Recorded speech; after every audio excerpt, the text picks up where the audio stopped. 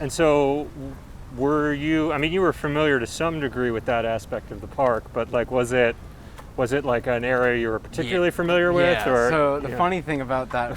so, yeah, the drugs that I did. Yeah, let me tell you about that place. So when you're growing up, there's like, in the city and you start drinking, right? It's, okay, what are your options? You can't drink on the street, which only until recently, this is so crazy to me that people are drinking on the street, because Right. growing up here, it's like just not allowed at all. Right. And even brown bagging at growing up, you just was like no, so you obvious. get fucking arrested. Yeah. Right, especially as a kid, like you're not only, it's illegal, but also you're underage, so it's double illegal. So yeah, so the thing, where you smoke, from the ages of like 12 to like 16 or 15, let's say, you're in this period where like your parents are not leaving you at home for the weekend that much. It's not like you're always having free houses and things like that. And if you are, the neighbor is like looking through their peephole at a bunch of kids coming into their neighbor's apartment and then just tells your mom afterwards or something. Right. Or you're shoving towels into the doorway trying to, I hope no one smells anything. But you're living in a building surrounded by 500 other nosy people. Right. And so like, and they all probably like know that you're the New York kid. yeah, so I had a neighbor that was like this woman who had no other time, like she had endless time, so she could just, I think she had a seat next to the people in the door and just report everything that would ever happen.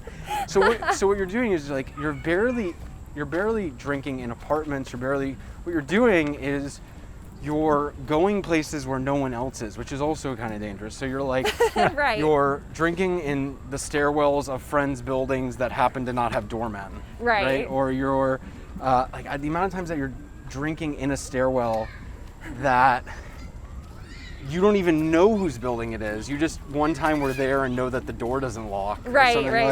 Yeah. That's what you're doing. But the main place you're drinking is the park. You're going into, because what happens at night is, the rules of the park are basically that there's very few, once dusk hits, you're not allowed to be in here. It's like some like vampire rules. Like it's dusk. What time is dusk? I don't know, 6 p.m.? It changes throughout the year. Yeah, it changes throughout the year. So whatever time we want it to be. It's whatever time. So like, you basically aren't allowed to be here after dusk, and the deeper you get into the park, and the more you're like surrounded by foliage, the less the cops are going to see you. Like they're literally so lazy. They're just like they're not scanning like a going light. in the park. Yeah, well no they are, but they're just like they'll have a cop drive here in like a little like buggy or something. Right. And he'll just like lazily look. And as long as you're not on the field, you're fine. Right. So the main place we used to drink was the Sailor and Soldiers Monument, because Riverside Park is not a fun place to drive down into, and so cops didn't like driving down in there. And every night, every weekend, right, we would all be down there drinking. There'd be like hundreds of kids. Oh my gosh. And they were all drinking, the same thing. It was Valentine's, Colt 45, or Budweiser. Yeah. Because it was cheap, and because you didn't have to carry a six-pack, and like, it was just, I don't even know why it was those things. We might be like blowing up the spot of the current like 12 I to hope 15-year-olds. So. You know what? All their parents are going to listen to this podcast and go down there. They need to, they need to be challenged, and that's why we gotta, But yeah, but every weekend the cops would do these like massive stings where they would like come from multiple angles, just trying to arrest kids for drinking. Oh my gosh. Which is just a strange, like I can't imagine being the cops in that unit. That's your life. It's like hurting drunk 12-year-olds. Let's give a musical interlude here for a second.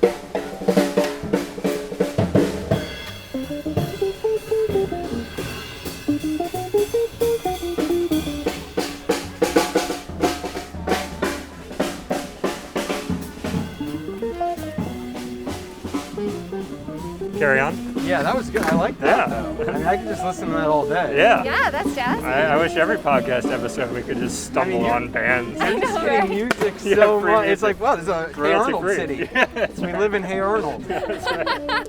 Alexa and I were really pissed off the other day because we looked up. We were like, oh yeah, Hey Arnold's in New York. I wonder which train line it's on.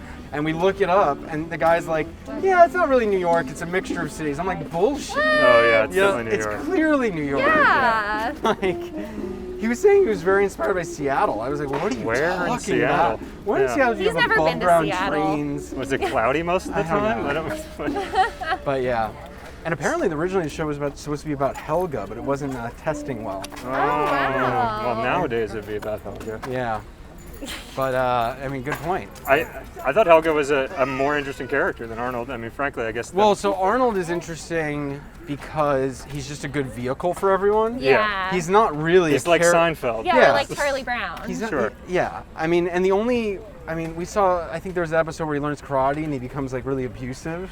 Right. And it's like, and every episode ends with like kind of like, not a happy ending. Right. You know. Yeah.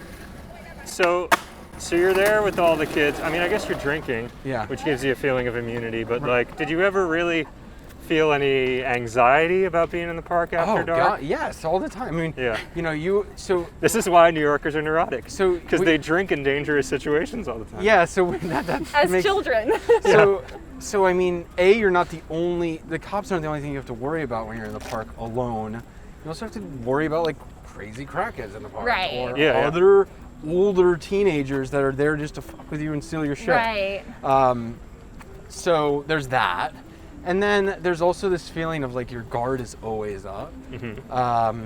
And also, you know, teenagers are assholes, right? Like, you know, even if within your friend group, when somebody gets too drunk and then starts trying to show off or do something, and it can Right. just end badly, always. And then what do you do? Because it's like you weren't supposed to be there, so who do you like call or whatever? Well, you know, I mean, I don't think so.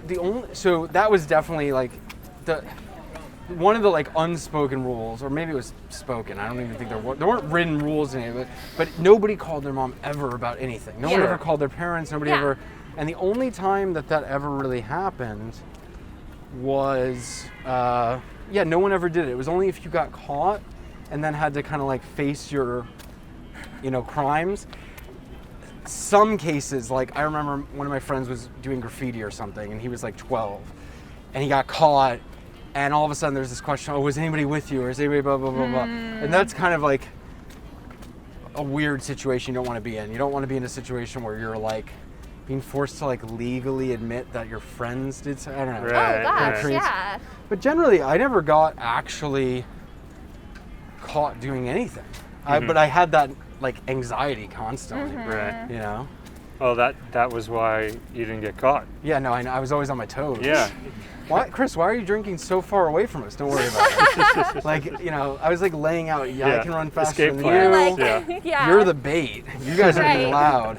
And you know, even to this day, when I hang out with people that are really loud, I have this weird thing. So when you're seeing Brian, I have this weird thing where I kind of step away and become a little more quiet. And I think it has to do with that drinking dynamic Sure. of like the louder you are, the more likely you are to get caught. Like that's just going in my head. Right. It's like we're in a bar. Why are you acting like that? Right, like it doesn't, but it is like there's more of a chance that you're gonna get like nasty looks from strangers, or like the bartender is gonna come over and be like, you guys are being too much. Yes, Like yes. it's not the same, like you're not gonna have like your parents show up all of a Right. sudden and be like, you're in trouble. Yeah. But like, or the cops, but like, you could have someone Yeah. as an adult come over to your group and be like, you guys suck. You could be dealing And that's with that. embarrassing. That's yeah, for sure. Yeah. Yeah.